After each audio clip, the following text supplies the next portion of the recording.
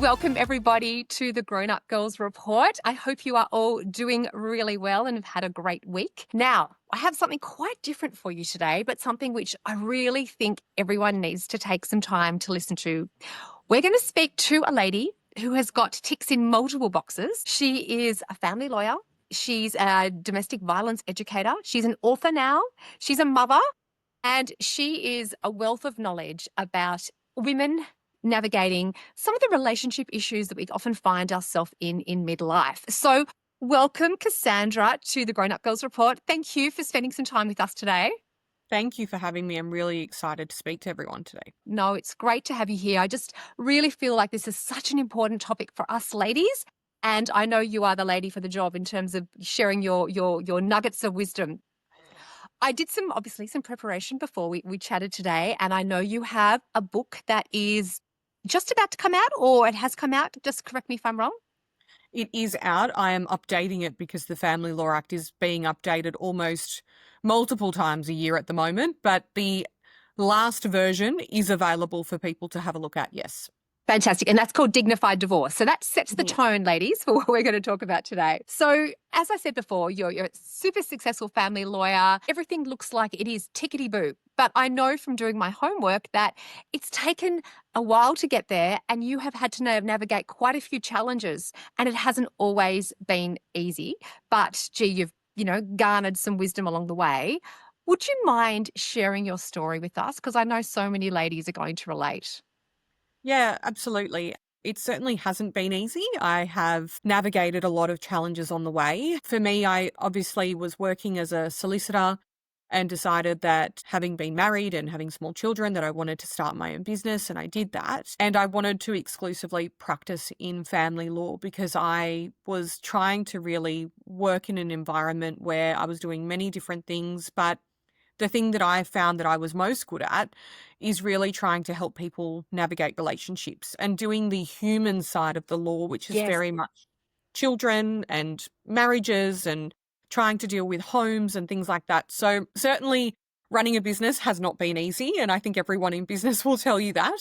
You have these really beautiful pivotal moments and then you have really difficult days. Mm-hmm. And Oh, yeah. for me, I started off in a micro firm. So it was me and my beautiful sister working in my garage at one point in time with a desk and a laptop. And then we've grown the business significantly where I now employ a number of other practitioners and support staff. And we're working with people who, have multi-million-dollar estates and things like that, as well as people who are genuinely just trying to end their relationship as civilly and as cheaply and as expeditiously as possible so that they can just start again and for the benefit of their children. So that's kind of where I am from a business sense, and from a personal sense. I'm a mother. I've got 3 beautiful children, one of which is a neurodivergent child. So that has been a journey in and of itself, and he continues to teach me things every single day, as well as having 2 other beautiful kids who don't see the world the same way as he does, but certainly are challenging in and of themselves, because I have a 3-year-old who is just full of beans and a beautiful little girl who is cheerleading obsessed. So I'm learning all of that as well. I love it. Absolutely. And I think that you also had to navigate to get where you are now. You had to navigate quite a tricky relationship.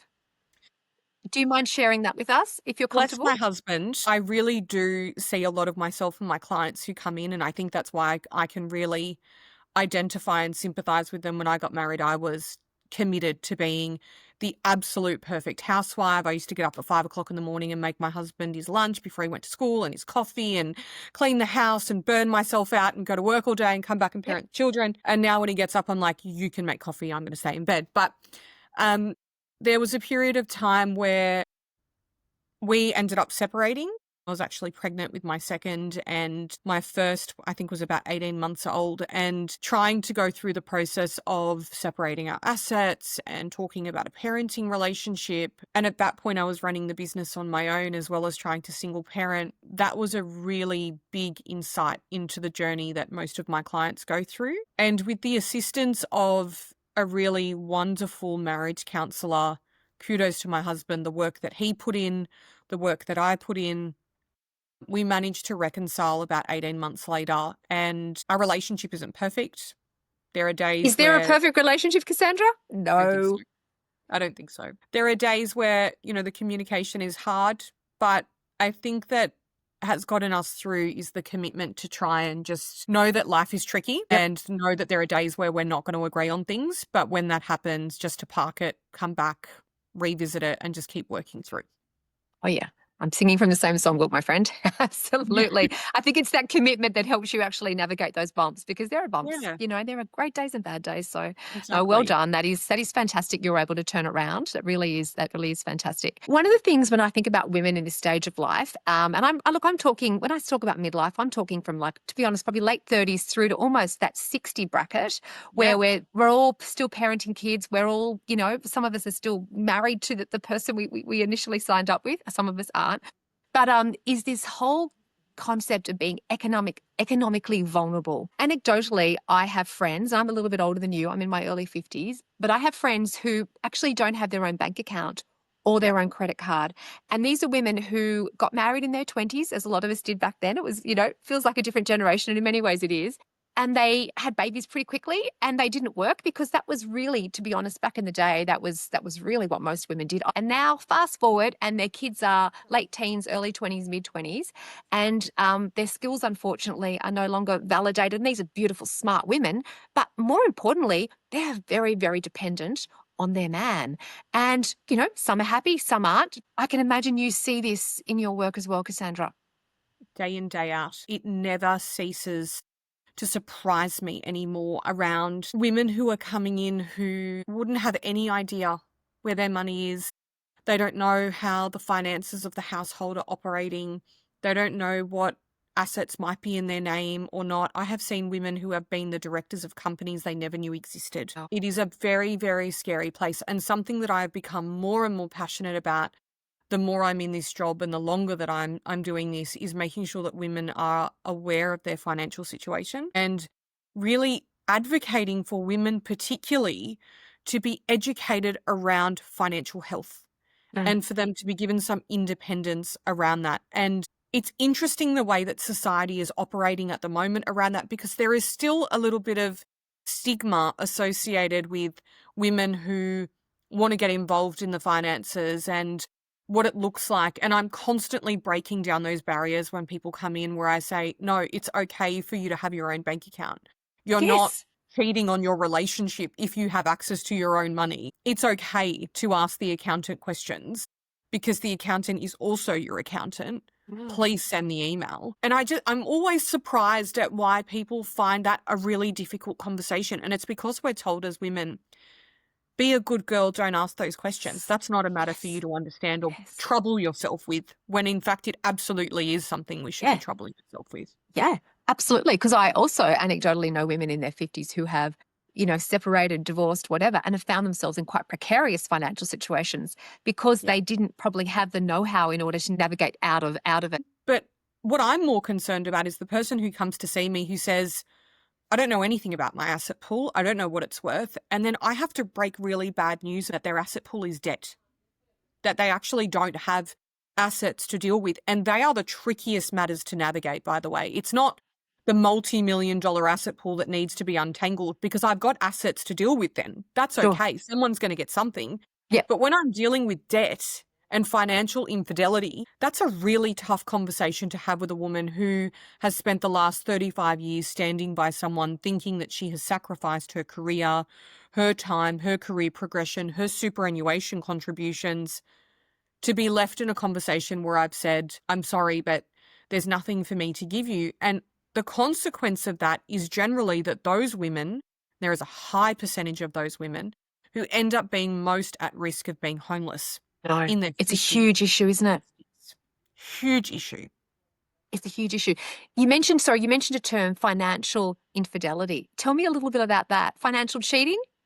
Financial cheating, the conversation that isn't happening. And sometimes that comes from what might be a fear of telling their partner, we're in a problem, we have a difficulty, there's not enough money coming into the house, or I've made a bad investment, or work has taken a turn. And instead of having a conversation with you about our lifestyle, I tried to keep the wheels in motion. Okay. And I can understand that because I've had those conversations with those people who have been in that. And I think yes, there is a really beautiful, naive side about that around trying to not burden the other person. But the Mm. reality of it is that it creates a situation that is untenable. And they are very difficult relationships to then repair because there has been so much flow on effect of that infidelity that it's not just the finances that are then No. impacted. It The trust is impacts into, broken. that's right. The trust is broken. And when you signed up to the relationship, it was for better or worse. And no one's perfect. And no one's able to do things in an economic climate that is unstable as the one that we are in at the moment. You need to have the conversation. We're in trouble. You Yep. know, the life that we're leading needs to change. And I see that so often. And unfortunately for women, particularly women, they often bear the brunt of a very, very unequal situation because they are the most at risk. Yeah. Oh dear. It is really concerning. Now, I know you write about a concept called escape funds. Tell me about escape funds and why I, we possibly all need them. everyone needs them. I have a daughter. The first thing I'll be telling her is you need your own bank account. And that bank account needs to sit alone. It's not as if when you're separated that no one gets to know about that bank account because there's something called disclosure and everybody needs to provide it. But what it is the access to money if you want to leave. Yeah. It's the ability to be able to find yourself temporary accommodation without needing to know that you don't have access to any of your money. It's about paying for the emergency things that come in for yourself without needing to seek permission to do so. And it's about being able to independently stand alone for at least 6 months to know that you've got access to those funds. And many, many women, in fact, I think there was a study recently that came out that said 40% of Australians have less than $1,000 available to them at any given time. And I for saw that. women particularly, that is the most horrendous statistic I've ever read because I think if your relationship is ending and you need to house yourself and children and you don't have any access to your money, it could take me as a lawyer a month for you to get your money. It could take me longer. So then I've got people living in crisis accommodation, refuges, trying to navigate that situation whilst trying to access what is rightfully their money that's sitting in an account that they can't get access to right now. And that's just not good enough in a country where we have access to resources, where we should be making sure that women and children are appropriately housed and given safety in a situation of crisis. Yeah, absolutely. So what would you suggest for someone? I mean, and obviously it depends where you want to live and there are so many Yeah. variables. Cities are more expensive than regional towns, et cetera, et cetera. But if there was a figure you could suggest for someone like, come on, girls, let's all get 2 grand in our bank account. I know 2 grand's not going to pay for much, but like what figure would you suggest people could work towards? The perfect situation is 6 Yep. months of your expenses. Okay. At a bare minimum, my number is anywhere between 7 and 10,000. Okay. And the reason for that is it's a bond, it's rent that you're paying up front, it's grocery money, Yep. it's making sure that you've got the contingency plan around, the hot water's broken down. I need to be able to do something around that. Yep. Yep. And Get for it. most people, that is a lot of money. And A they lot of say, money. how do I do that? And it's about making sure that you've got the capacity to be able to generate passive income from somewhere else other than your ordinary employment. Mm, Because for most mm. people, that's not attainable just doing what they do every single day from a 9 to 5, because most people are paying rent, they're paying a mortgage, they're paying a loan, they're paying all these other things that are tying up all of their income that's coming in. And that's why I'm so passionate about most women having a side hustle, Yeah, whatever that looks like. absolutely. Yeah, I love it. Okay, ladies, add it to your list. Side hustles. And there are multiple ways. There are multiple ways to do it, aren't there, really? Multiple ways. Think about in the online TikTok economy. has Incredible. been a wealth of information at the moment. I'm loving this trend that's going in, which is hashtag side hustle. Yep. And all of these women who are on talking about, yeah, I opened this business, it's bringing in an extra $400 a month. I've opened Yep. this, I don't need to do anything, it's just sitting there, it's giving me this income. And the creative ways that, and it is women, by the way, who are working out how to generate these type of income whilst they're able to also do the, looking after kids, working their Mm, other mm, ordinary job is mm, incredible. mm. And I think it goes to the credit that women need to be able to give themselves around the fact that we do way more than what we're actually recognized for. Yeah, absolutely. No, I love your thinking. I love your thinking. Absolutely. Okay, now let's talk financial abuse. So, what actually does that look like? Is that different to financial infidelity? Or Yeah. is it a form of coercive control? Tell me. It sits very much within both of those frameworks. There is different type of financial infidelity and different types of financial abuse. If I'm looking at financial abuse, there is the usual type of financial abuse that we think about where you don't have access to your own money. Mhm. You don't have a key card to be able to use the joint account. I recently saw a woman who said to me, "Oh, I get an allowance." And I said, "Okay, talk to me about your allowance. Are you freely able to spend it?" And she said, "No." And I said, "Okay, so it's your money. You get an allowance for it, but you can't freely spend it. What does that look like?" "I have to seek permission to be able to buy groceries." Gosh. "Are you given a budget?" "Yes, I'm told that I can only spend X amount." "Okay, is that because money's tight? Is it because, like, talk to me about it?" "No, my partner just wants to know how much I'm spending, what I'm spending it on, whether or not that he considers that to be appropriate, and then I'm able to use the money." And I said, "To feed yourself, your partner, and your children?" She said, "Yes." I was like, "No, that's not happening.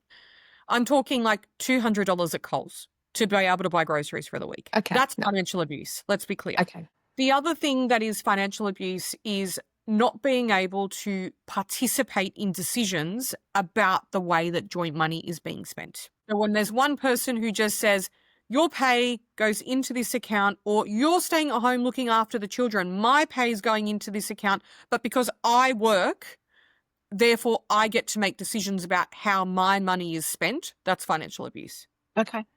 Because Okay. under the Family Law Act, contributions, financially and non-financial, are still contributions. That's still your money, because in order for you to be able to generate income from employment, someone had to stay at home with the children. Someone Absolutely. had to do all of the homemaker work. But the one thing that most people are surprised about when they come to see me and talk to me about financial abuse is the situation where one person refuses to work and the other person is working and trying to generate income, and the other person says, "No, I just don't want to work. Don't want Okay. to. I have capacity, but it's not for me. I don't want to. I see us in crisis, but I'm not going to do anything about it." That is financial abuse. That is weaponized incompetence. That is being in a position where you have allowed the family to be in a situation where you have jeopardized the financial health of the family because you've refused to make a contribution. So it is an Interesting. interesting dynamic to be in. Yeah.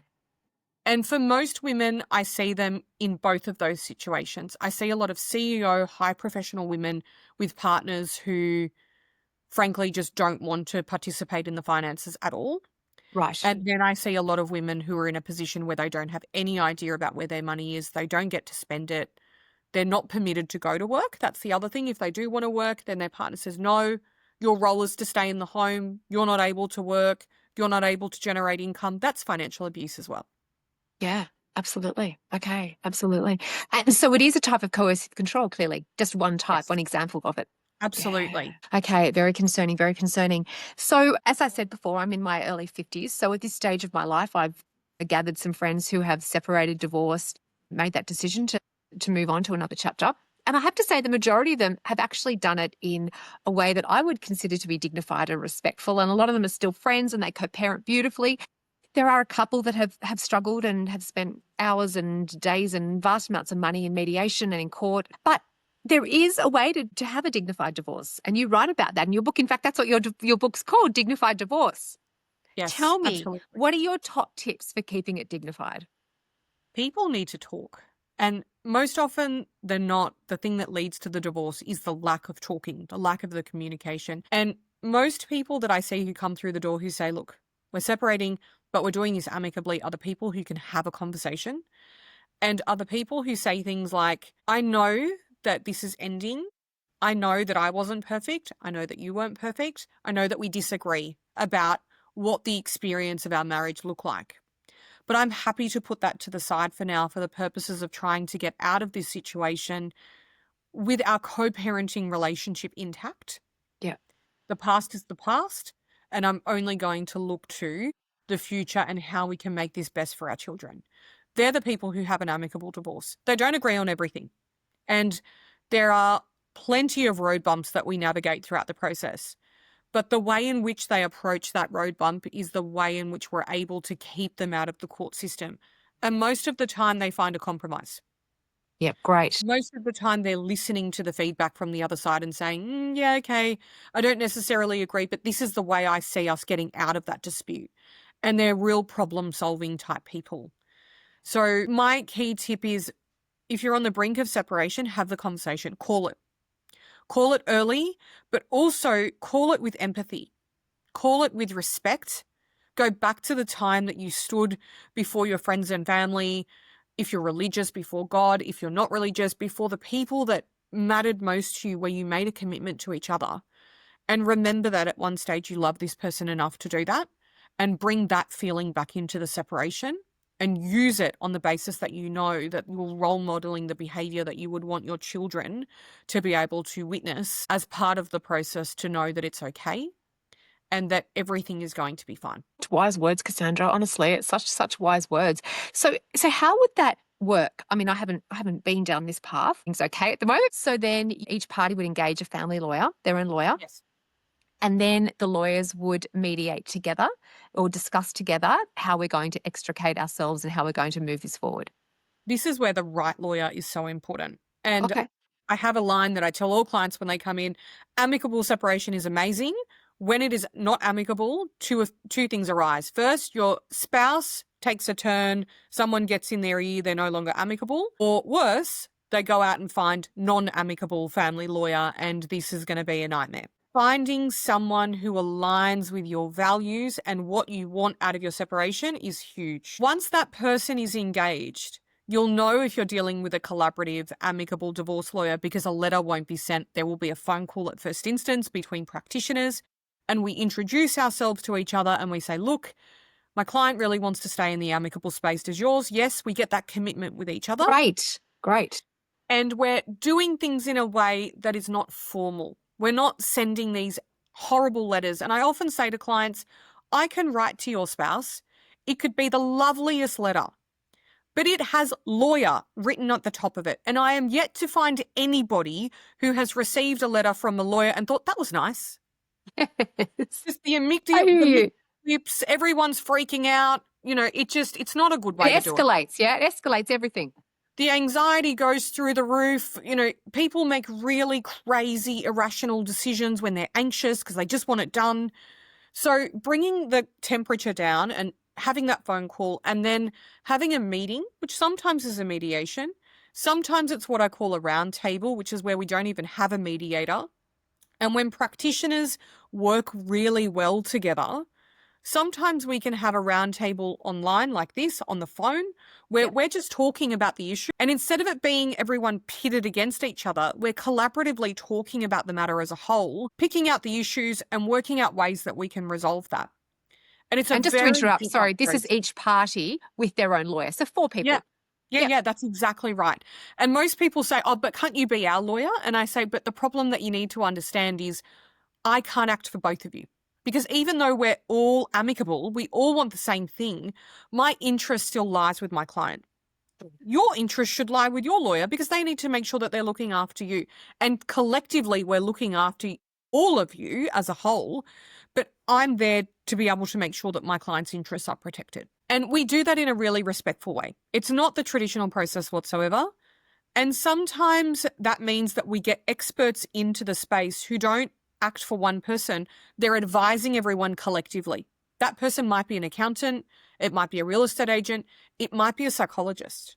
Sure. Because sometimes I have one person who's really ready and one person who's so blindsided by the separation that they're talking reconciliation and the other person's talking about selling the house. So it's a very interesting process. It's not without its own issues. It does mean that there are going to be difficulties along the way.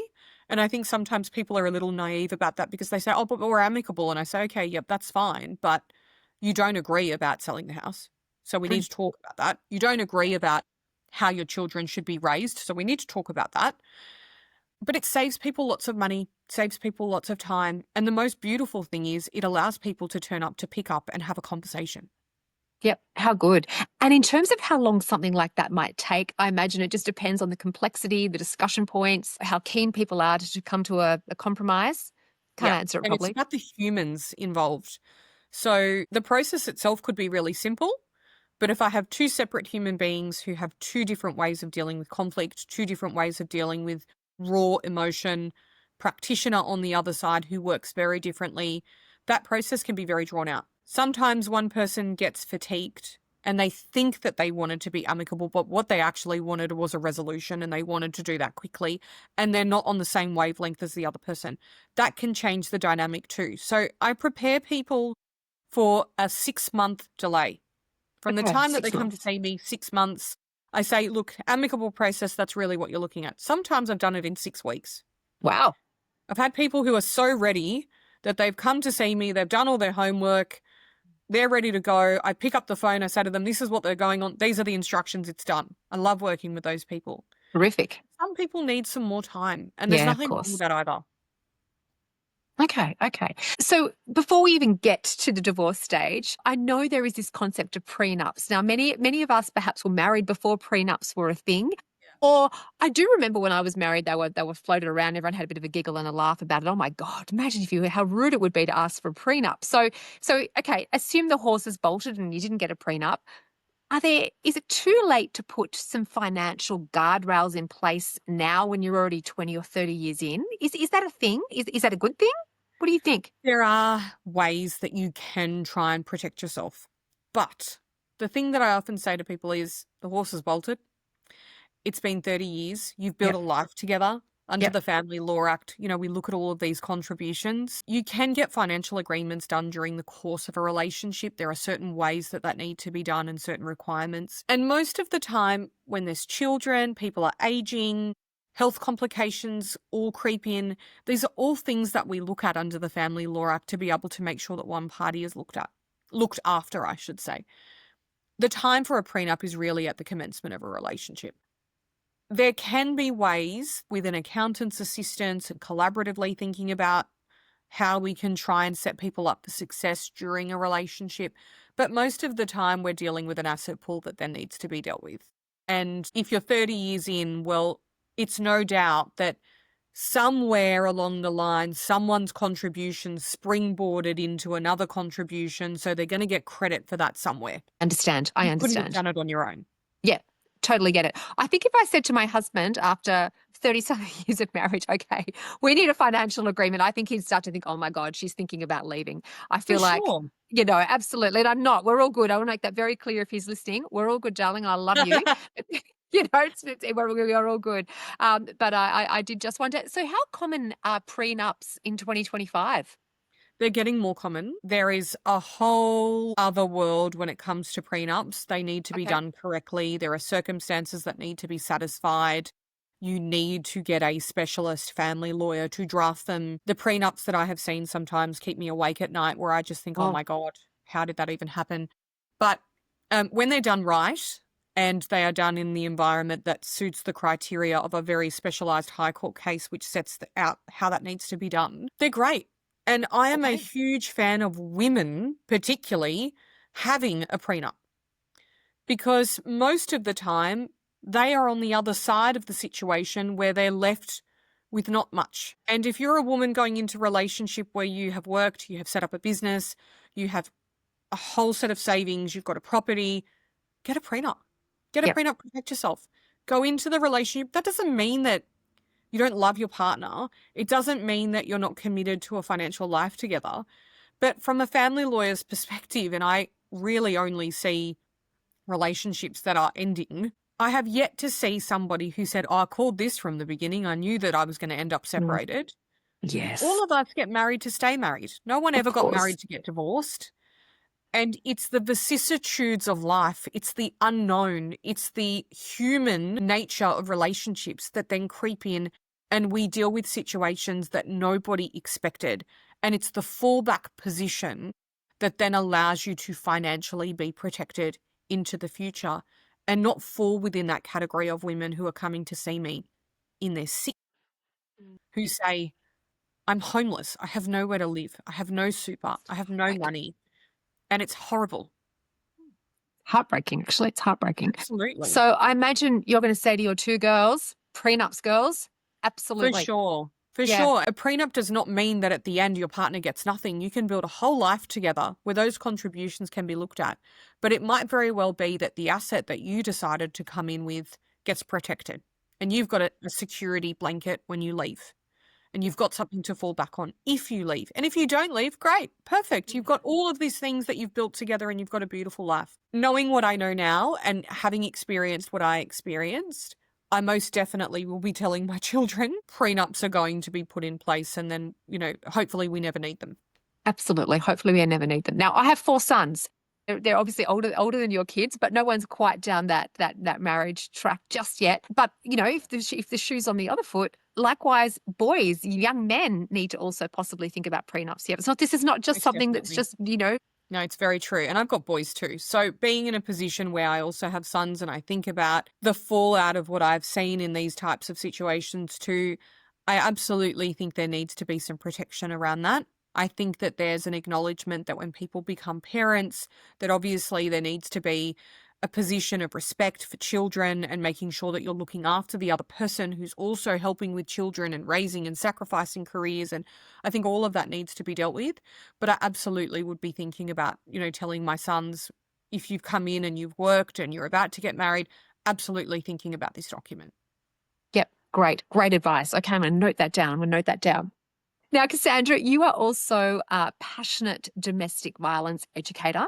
I believe you have actually developed a course which is designed to really just help young girls understand, domestic violence, the signs. Can you tell me a little bit about the course, but also a little bit about, how to spot the signs? Because it's often not very clear when you're looking from the outside in, being able to identify and then support someone. Yeah, absolutely. This course came about because I had a year last year where I was seeing women repeatedly who were, believe it or not, in their 50s and their 60s, who had been the victims of domestic violence for about 30 years and had no idea. Wow. They And didn't realize, they didn't realize they were they victims. had no idea that they were in a DV relationship. And I remember going home day in and day out and just thinking, how could you not know that you were in a relationship like this? How did you think that that was normal? And through conversations with people in that generation, and also my generation, to be honest with you, I Yep. think it's becoming a little bit more prevalent now in the younger generations to spot the signs. But we never talked about those things. And domestic violence was very much a physical relationship. It wasn't anything else. In fact, I think the old adage that was often thrown around in that generation and in my generation is, well, that's just marriage. Mm. It's supposed to be miserable, whatever. That's just the nature of it. Cut up. And I developed a course off the back of that called Not One More Girl. And the idea behind that was that I am going into schools and talking to not only young women, but also young men about what a healthy relationship looks like. Because I think it's the lack of education around that which has brought forth a generation, again in my generation and the older generation, of people who just genuinely didn't think that that was DV. Yeah, wow. And when we talk about DV, we're talking about coercive control. We're talking about the control of movement, the control of finances. We're talking about the emotional abuse, that psychological stripping of someone's identity, the gaslighting, the manipulation. We're talking about the infidelity. And Mm. interestingly enough, on an aside, America has just now made that unlawful from next year, that you can actually be sued for a breach of contract if you cheat on your partner. Wow. Okay. So Interesting. that's now being recognised at law. I'm wanting to see if that's going to come to Yeah, Australia. let's see.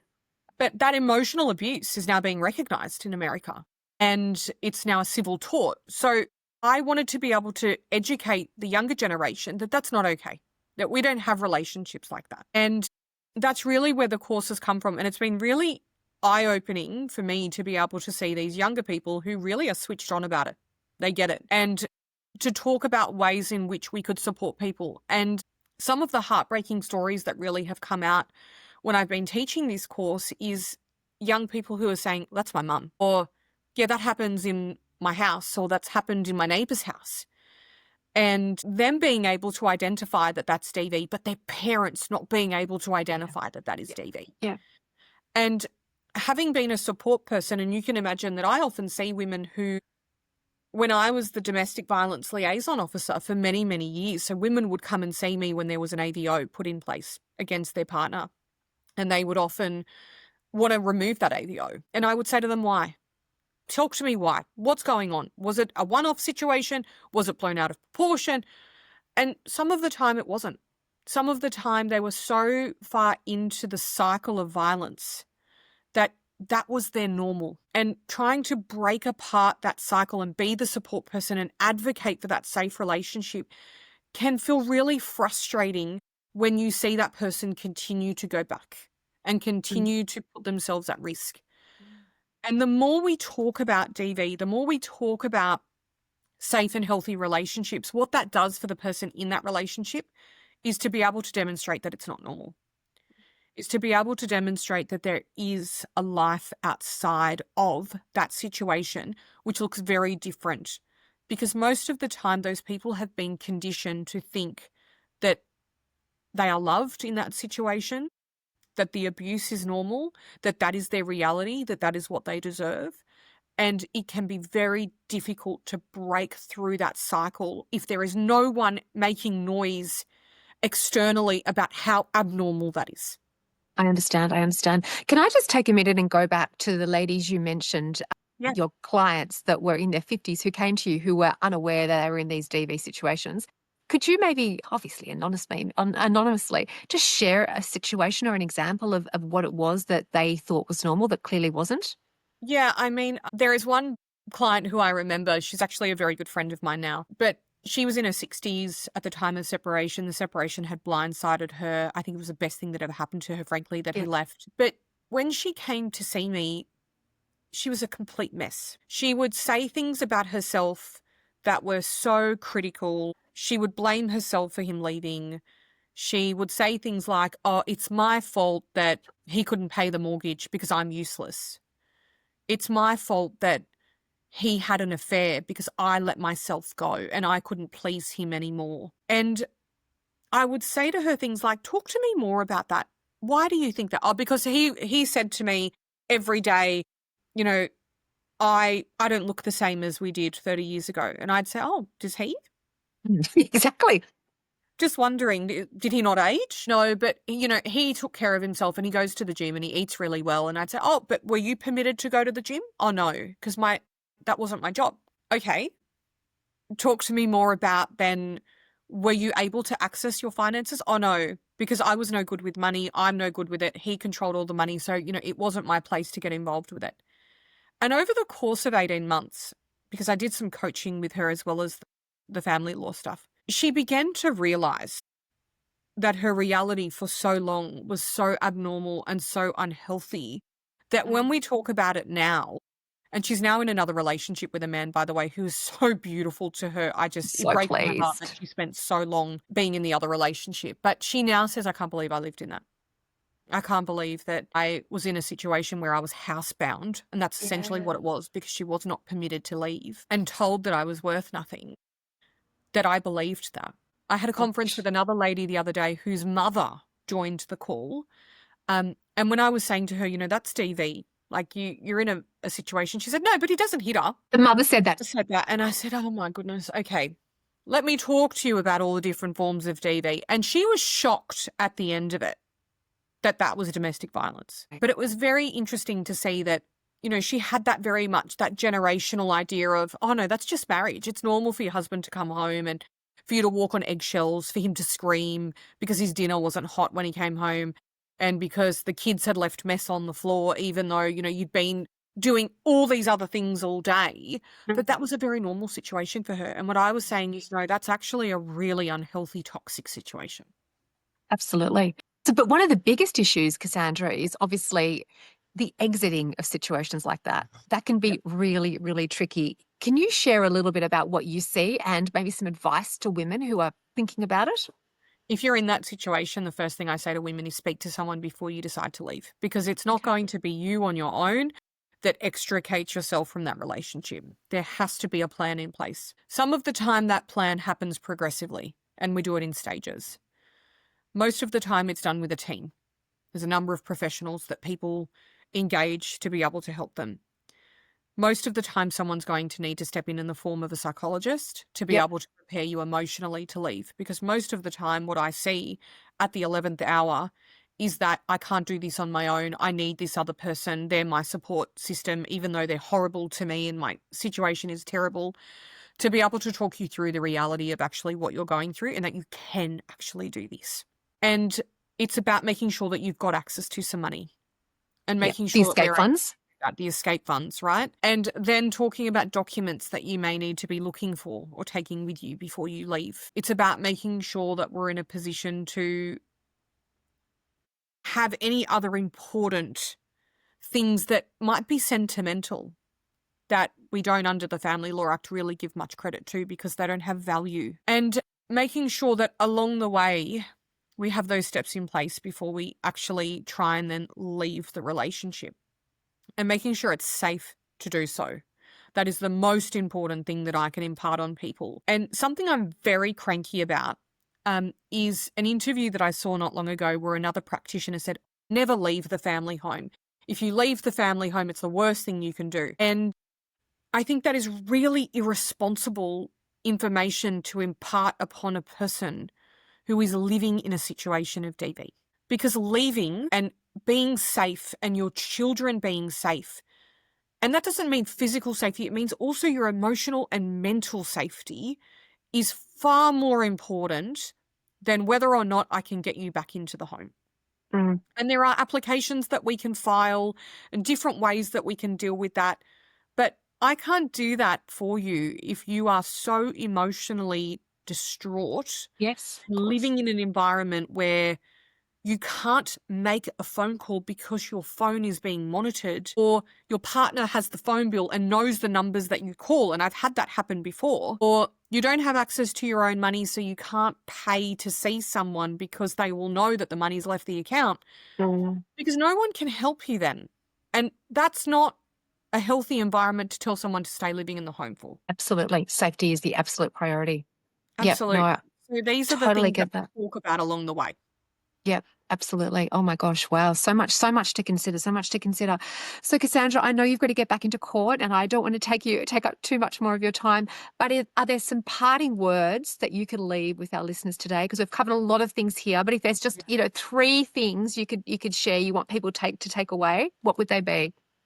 Making sure that you understand your finances is absolutely important. It's not too late to understand them. Start asking questions, start getting involved, making sure that you're able to look for different ways to be able to generate income for yourself. I often hear from women, oh, but I've never worked. Well, that's okay. You don't need to be able to go out and get a full-time job if you don't want to, but there's nothing stopping you from starting a business from home. I have a friend of mine, she's a practitioner who started making earrings, and they're so lucrative, and she does them on her kitchen table and sells them on Etsy. I Brilliant love idea in it. the team. And that's really important. The other thing that I'll say is if you're in a relationship that is healthy and respectful and things are on the rocks and it's worth saving, do yourself a favor and go out and try and together find different ways to re-enliven your relationship. Because sometimes people see me and they say, I want to get separated. And I say, no, you don't. You don't want to get separated. You're tired. Go away and have a conversation with your partner. Yeah. If you're willing to do the work and you love each other, talk about how you're going to commit to that. Get the right people in place. Then we can talk about separation if you've done all of that. And most of the time, those people reconcile. And I'm I love known for that. turning away people at first instance because I say divorce is forever. Sleep deprivation is not. And, when I haven't slept for 3 days, I hate my husband and he'll tell me that Yeah, I'm a horrible person to live with. But in those situations, we all navigate that situation where your relationship has become stale. And that's just sometimes needing to be some work put in from everyone else. of course. The third thing that I'll say is if you're in an unsafe relationship, is you can leave. You need to have a conversation with somebody. Start with your friends. Start with your parents. Start with the friend from school. Start with the mum at the gate.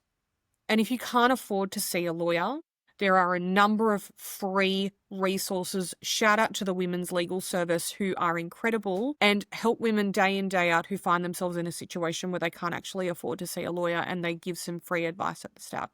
I think they're really important resources. And there are also resources online that you can start reading to be able to make sure that you can arm yourself with information at first instance. They are the three things that I really would impart on people. And then, if people along the way have questions, I'm always open to answering questions that people might have. Fantastic. So how can people find you, Cassandra? Are you on TikTok or are you just a I am on TikTok. Most of my stuff is about food, though. My love that? Instagram has more law stuff than food. Okay, so let's focus on Instagram. Yes, you can definitely DM me on Instagram. Everyone does all the time. If you've got Yep. questions, I'm more than happy. I will get back to you and answer them. And then, if you're in a situation where you think, okay, I want to come in and see you, you send my office an email, they're able to book you in. And we have days where I see people on an emergent basis. So I have an open window for people who are in crisis in DV where that is a non-negotiable. I will get you in urgently. That's wonderful. And of course, then there's your book as well, Dignified Divorce. Yes, and Where that's where can we available. get that? Is it on Amazon? Is it at Dimmicks? It is. It's on Amazon. It's on our website, which is just kalpaxislegal.com.au. You can download it. It's pretty cheap. I think it's like $15. And it's significantly less than my consultation fees. So I always tell people, start there. It's a Start really with your good $15 book. I love it. Yeah, exactly. Yeah, no, that's fantastic. Cassandra, honestly, thank you so much for today. I have learned so much. For someone that I did about a quarter of a law degree, didn't get to family law. And that was a long time ago now, but you've definitely filled in the gaps and you've been so helpful. And I love the overriding message of it's really just empowering women to understand their rights, their finances, their options, and to really just value themselves and don't question Yes, self-worth. I think that is also a message I got from your conversation today, so I really absolutely. applaud you for that. So thank you again for your time, and let's get you back on the show at some stage. Thank you. Thank you for having me. It's been great.